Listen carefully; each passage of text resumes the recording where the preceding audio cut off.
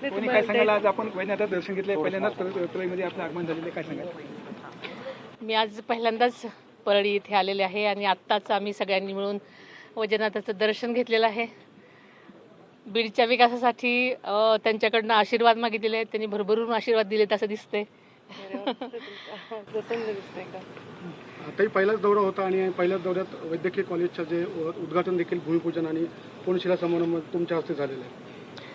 आपल्या सगळ्याच्या साक्षीनेच इथल्या पशुवैद्यकीय महाविद्यालयाचं भूमिपूजन आणि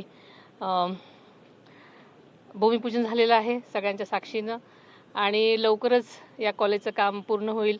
त्यामुळे इथल्या शेतकऱ्यांच्या पशूंना नक्कीच संरक्षण आणि संशोधन. आपल्याला माहिती आहे की शेतकऱ्यांचा खरं तर साथीदार हा पशु असतो. आपल्याला माहिती आहे की शेतकरी 12 महिने जरी शेतीत म्हणजे पावसाळ्यात वगैरे किंवा दुष्काळ पडल्यानंतर शेतीमध्ये त्यांना प्रॉब्लेम येऊ शकतो, पण जनावरं हे आहेत ती 12 महिने दूध देतात, शेतकऱ्यांना सांभाळतात आणि अशा पशुधनावरती खूप शेतकरी आज अवलंबून आहेत. आणि आपल्यासारख्या कमी पावसाच्या प्रदेशात तर ह्याच्यावरती वरती म्हणजे कोंबड्या असतील, शेळ्या असतील, गायी असतील, अशा सगळ्यावर शेतकरी अवलंबून आहे.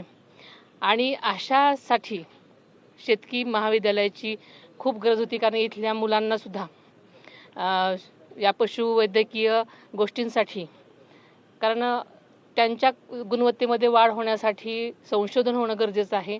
इथल्या मुलांना रोजगार मिळणं गरजेचं आहे, कारण इथल्या मुलांना कुठलंही उच्च शिक्षण घ्यायचं असेल तर मोठ्या शहरांमध्ये जावं लागायचं, पुणे, मुंबई किंवा नागपूरसारख्या, आणि त्यांची गरज इथेच भागणार आहे.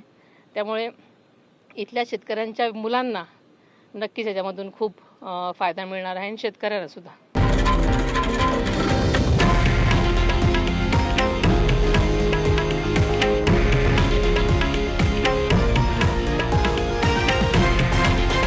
हे आहे देशातील नंबर 1 न्यूज नेटवर्क आणि आपण पाहत आहात TV9 मराठी, एकमेव.